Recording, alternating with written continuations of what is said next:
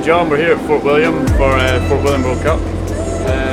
Just got Mick's bike here, and he's got a Kenda Hellcat front and rear, 26 psi in the front and 29 in the back. Yeah, just like any track, it's a great all-round tyre and it's a really good grip here. Yeah.